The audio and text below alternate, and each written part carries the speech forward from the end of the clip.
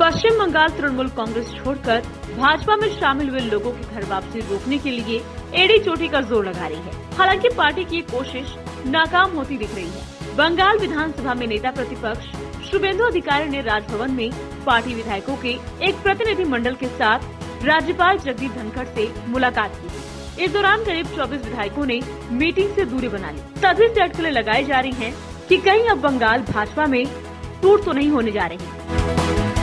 प्रधानमंत्री मोदी ने संयुक्त राष्ट्र के वर्चुअली उच्च स्तरीय कार्यक्रम को संबोधित करते हुए कहा कि भूमि क्षरण ने दुनिया के 2/3 हिस्से को प्रभावित किया और यदि इस पर ध्यान नहीं दिया गया तो ये समाजों, अर्थव्यवस्थाओं, खाद्य सुरक्षा, स्वास्थ्य और जीवन की गुणवत्ता व सुरक्षा की नींव को कमजोर कर देगा। प्रधानमंत्री संयुक्त राष्ट्र में मरुस्थलीकरण, भूमि क्षरण और सूखे के बारे में उच्च स्तरीय संवाद को डिजिटल माध्यम से संबोधित कर रहे थे। उन्होंने मरुस्थलीकरण से निपटने में संयुक्त राष्ट्र सम्मेलन के सभी पक्षों के 14वें सत्र के अध्यक्ष के रूप में प्रारंभिक सत्र को संबोधित किया। पीएम मोदी ने कहा कि भूमि जीवन और आजीविका के लिए मूलभूत अंग है और सभी को इसे समझाने की जरूरत है। उन्होंने कहा, दुखद है कि भूमि क्षरण ने आज दुनिया के 2/3 हिस्से को प्रभावित किया है। अगर इस पर ध्यान नहीं दिया गया तो ये हमारे समाजों, अर्थव्यवस्थाओं, खाद्य सुरक्षा, स्वास्थ्य और जीवन की गुणवत्ता व सुरक्षा की नींव को कमजोर कर देगा। गलवा घाटी में झड़प के 1 साल पूरे हो गए हैं। देश के लिए सर्वोच्च बलिदान देने वाले शहीदों को फायर एंड फ्यूरी कॉर्प्स ने श्रद्धांजलि दी। 20 भारतीय सैनिकों ने अपनी जमीन की रक्षा करते हुए प्राणों की आहुति दे दी थी और चीन की सेना को भारी नुकसान पहुंचाया था। Major general Akash Kaushik, COS fire and fury corps ने इस अवसर पर लेह में युद्ध स्मारक पर माल्यार्पण किया। कहा कि देश इन वीर सैनिकों का सदा आभारी रहेगा जिन्होंने सबसे कठिन ऊंचाई वाले इलाके में लड़ाई लड़ी और राष्ट्र की सेवा में सर्वोच्च बलिदान दिया। बता दें कि बीते साल लद्दाख दौरे के दौरान रक्षा मंत्री राजनाथ सिंह ने गलवा झड़प में पराक्रम दिखाने वाले जांबाज सैनिकों को बुलाकर उनकी पीठ थपथपाई थी। सेना के 14वीं कोर के commander lieutenant general Harinder Singh ने जैसे ही रक्षा मंत्री को उनके जांबाजों से मिलाया तो राजनाथ सिंह ने कहा, शाबाश, मेरी ओर से आप सभी को बहुत बहुत बधाई और शुभकामनाएं। बिहार में कोरोना वायरस का संक्रमण लगातार कम हो रहा है। इसे देखते हुए प्रदेश सरकार ने लॉकडाउन को धीरे धीरे खत्म करते हुए अनलॉक की प्रक्रिया शुरू कर दी है। कल यानी बुधवार से राज्य में अनलॉक 2 लागू किया जाएगा, जिसके बारे में गाइडलाइंस थोड़ी देर पहले आपदा प्रबंधन समूह की बैठक में तय किए गए। नए गाइडलाइंस के तहत जहां नाइट कर्फ्यू में 1 घंटे की ढील दी गई है, वहां दुकानों और दफ्तरों के खुलने का समय भी बदला गया है। मुख्यमंत्री नीतीश कुमार ने इसकी घोषणा की है। उत्तर प्रदेश में कोरोना वायरस संक्रमण की फर्स्ट तथा सेकंड स्ट्रेन पर प्रभावी नियंत्रण के बाद सीएम योगी आदित्यनाथ ने थर्ड स्ट्रेन से निपटने की तैयारी शुरू कर दी है। माना जा रहा है कि थर्ड स्ट्रेन का बच्चों पर सर्वाधिक असर होगा।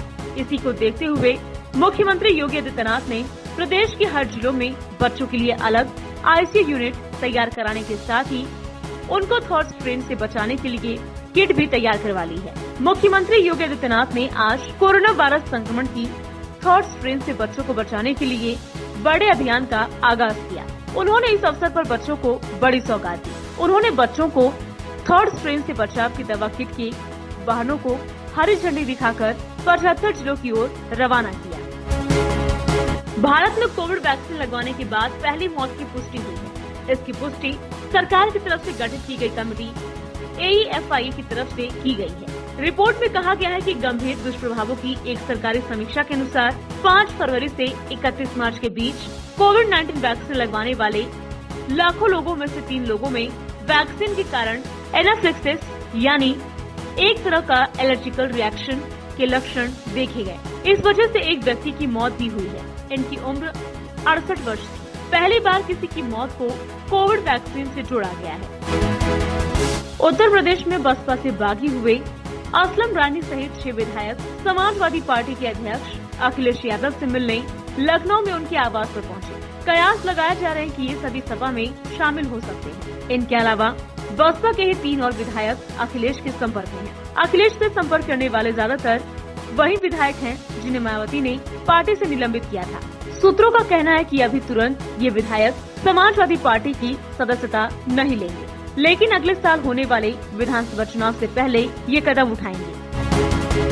केंद्र सरकार ने मुंबई हाई कोर्ट को बताया कि वर्तमान में उसकी राष्ट्रीय नीति में घर घर जाकर टीकाकरण करना शामिल नहीं है। केंद्र सरकार की ओर से अदालत में पेश अतिरिक्त सॉलिसिटर जनरल अनिल सिंह ने बताया कि कुछ राज्य सरकारों और नगर निकायों ने उसके गाइडलाइंस को नजरअंदाज करने का फैसला किया है। वे विशेष वर्ग के लोगों को घर घर जाकर टीका दे रहे हैं, लेकिन इस अभियान को राष्ट्रीय नीति का हिस्सा बनाना फिलहाल संभव नहीं है। प्रधान न्यायाधीश दीपांकर दत्ता और जस्टिस GS कुलकर्णी की पीठ इस मामले की सुनवाई कर रही है। पिछली सुनवाई के दौरान अदालत ने केंद्र सरकार से पूछा था कि बृहन मुंबई महानगर पालिका द्वारा बुजुर्गों और बिस्तर पर पड़े लोगों को घर घर जाकर टीकाकरण की अनुमति मांगने पर उसका क्या कहना है।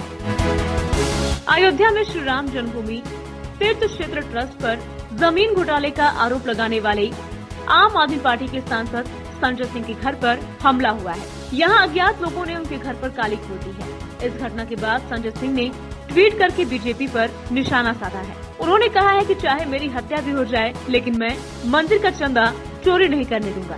संजय सिंह ने एक वीडियो रीट्वीट करते हुए कहा, मैं इस वक्त दिल्ली में अपने आवास पर हूँ और मेरा आवास राष्ट्रपति रामनाथ कोविंद के भवन से महज 100 मीटर की दूरी पर है। अभी मेरे घर पर हमला हुआ है। मैं बहुत साफ शब्दों में बीजेपी और उनके गुंडों से कहना चाहता हूँ कि आप जितने चाहे हमले करवा लो और चाहे मेरी हत्या करवा लो, लेकिन भगवान श्री राम के नाम पर बनने वाले मंदिर में अगर चंदा चोरी करोगे तो एक नहीं बल्कि 1000 बार बोलूंगा।